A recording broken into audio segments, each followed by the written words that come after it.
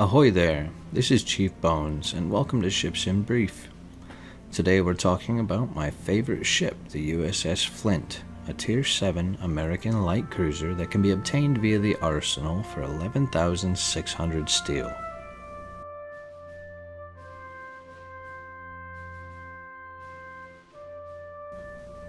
Flint was an Atlanta-class light cruiser named after the city of Flint, Michigan.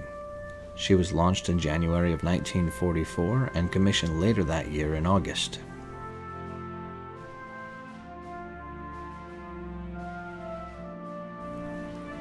In December of that year, she joined the 3rd Fleet's Task Force 38 in support of the invasion of Luzon, where she provided anti-aircraft cover for the carriers of the task force while they launched bombing sorties in Luzon, Taiwan, and China. After replenishing at Ulithi, she rejoined the task force in preparation for airstrikes on Tokyo preceding the Allied invasion of Iwo Jima.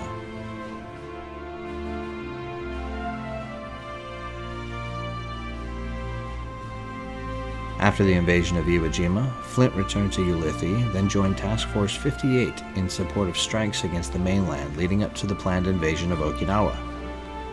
It was during this period that Flint assisted in fighting off the kamikaze attacks you are now watching in this archival footage.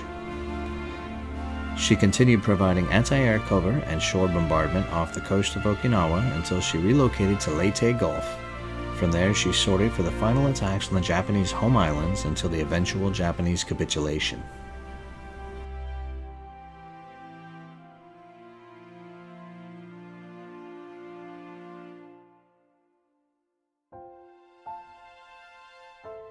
After the Japanese surrender, Flint served as a rescue vessel and in support of occupational troops in Japan until she was reassigned to take forward deployed troops back home. In January of 1946, Flint relocated to Puget Sound Shipyard in Washington State and decommissioned and placed in reserve in May of 1947.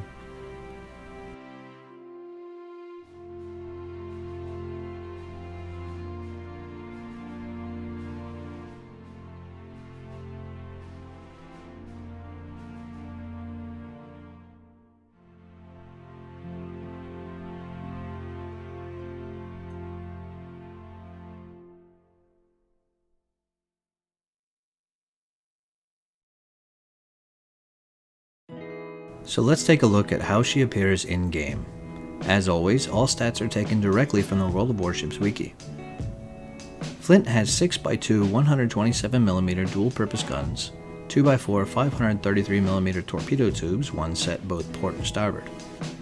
She carries no secondaries, but her anti-air suite is significant, utilizing her 127mm main guns as well as 12x1 Oerlikon and 8x2 Bofors AA guns.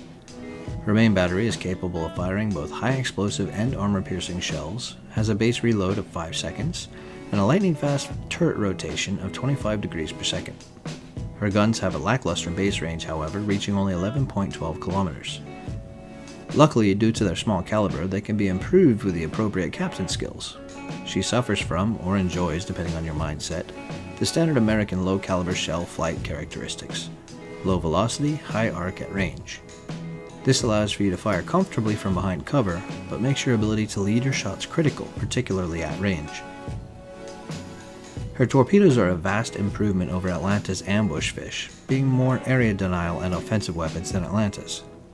They have greater maximum range, reaching 9.15 kilometers, equal damage at 16,633 per torpedo, but suffer lower speed at only 55 knots.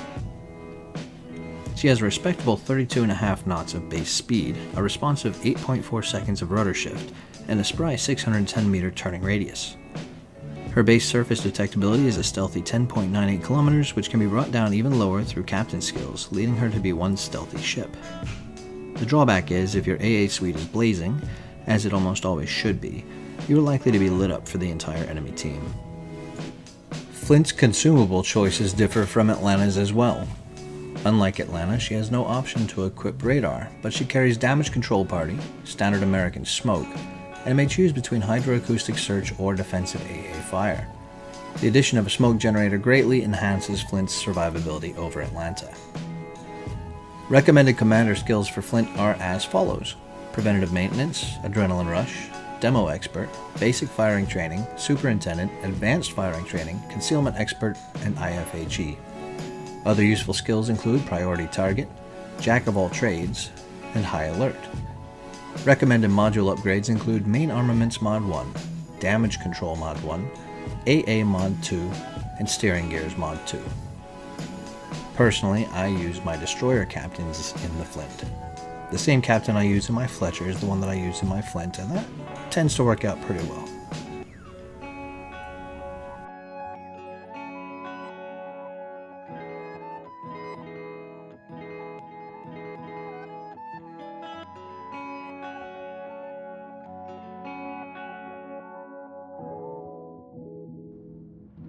So let's take a look at some gameplay footage in the Flint. Some of the video portion of this has been sped up so as to save time. Not everything is high action and drama on the high seas.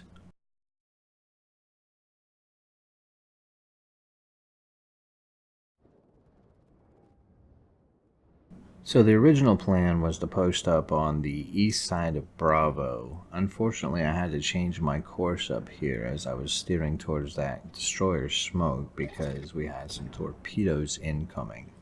And I didn't want to get taken out this early in the match because the maneuverability and the engine speed of the Flint is somewhat questionable. The maneuvering speed is better than the acceleration and deceleration, which is very reminiscent of the Wooster and the Minotaur. I wanted to post up behind that rock, but I was cut off by that destroyer, which caused me to have to break out my smoke a little bit early. Now that's okay, because I needed to move forward to start harassing that North Carolina, but I wasn't happy that I had to do it because of him rather than by choice.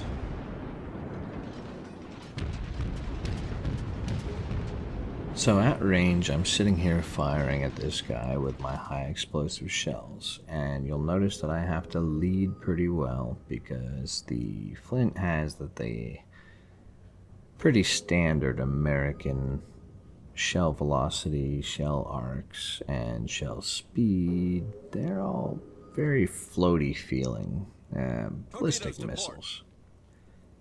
Of course, I want to keep an eye on the enemy carrier's planes because I want to try to shoot down as many of them as I can. Of course, I'm an anti-aircraft cruiser. That's what I do. Now, I don't have DFAA selected. I prefer sonar, because as you'll see throughout the course of this video, the anti-air is pretty much strong enough without the DFAA, and most carriers aren't going to target a Flint or an Atlanta or a Wooster or any of the other high AA cruisers for fear of losing their full squadrons. Usually they see one of us and they run away. So the battleship comes back around and I start to open back up on him, but I have to back up because I want to try to get my torpedoes firing angles right to let one loose at him, and also my smoke is starting to dissipate, so I want to find myself in a position to quickly get back behind that island armor.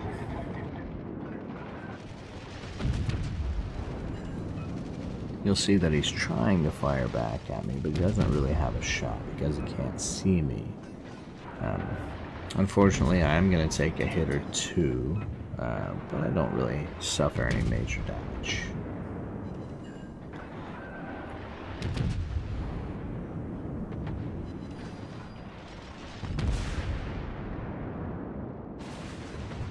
So we get back behind this island, and we waited out just for a few seconds because my smoke is shortly back, and I can push back forward, hide behind my smoke screen again, and start harassing some more, which is precisely what I'm going to do. It's kind of my thing.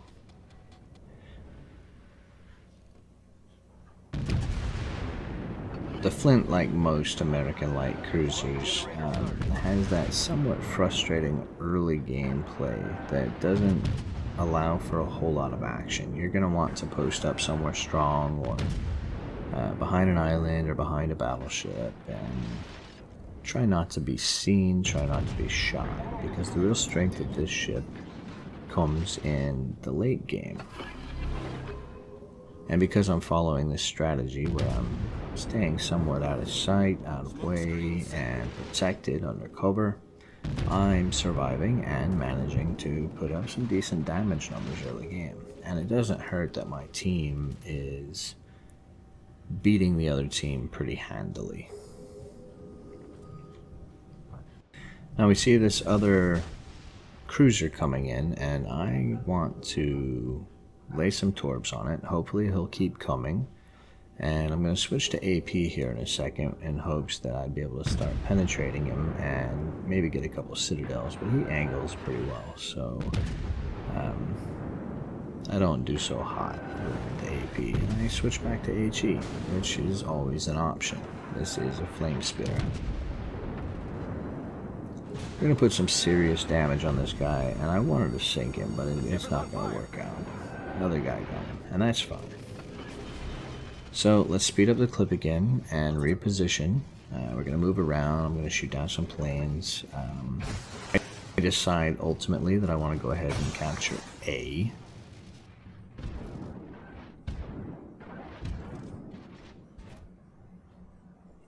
There's nothing really over there, and they've only got 1 or 2 destroyers left by the time I get to A, so I'm not really concerned about either one of them. Yeah, they've only got 1 by the time I get to A, and if a Flint can't take out a destroyer when it's got most of its life left, there's no reason why that captain should even play. These things are absolute destroyer killers. I took a couple of pot shots while I was on my way. I wasn't worried about people seeing me. I'm far enough away from that battleship where I could dodge anything he shoots. And the airplanes spotting me don't bother me. But right here is where a good game goes from good to great. Hey, how you doing here to you? So nice to see you. So I figured since I'm going in here anyway, I might as well put down some fire on this guy. See if I can set his deck on fire, keep him from launching or recovering any planes. And I do pretty well. You know, I set 1 or 2 fires over the course of this fight. But my ultimate goal really was just to harass him, right? You want to take a carrier captain and you want to scare him. Just keep shooting at him. The more panicked he is, the harder it is for him to use his planes appropriately.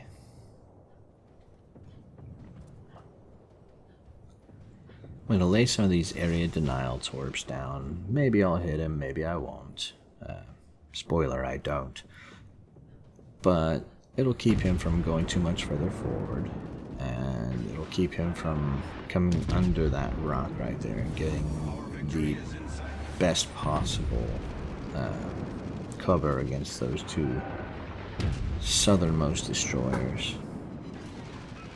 But as it happens, we're just going to keep shooting him, and we're going to sink him, and we're ultimately going to capture A, and we're going to win the game shortly thereafter, which is great.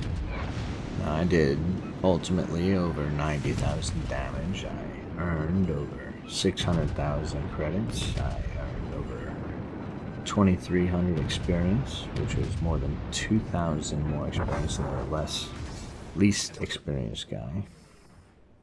It was a good game. I love this ship. I absolutely love this ship, and I think you should too. This ship is what happens when the Worcester and the Minotaur have a baby, and it goes to high school and beats up all the bullies. Anyway, thanks for watching. Feel free to check out my Twitter feed and my Twitch channel, twitch.tv/chiefbones, and give me a thumbs up, give me a sub. Thanks.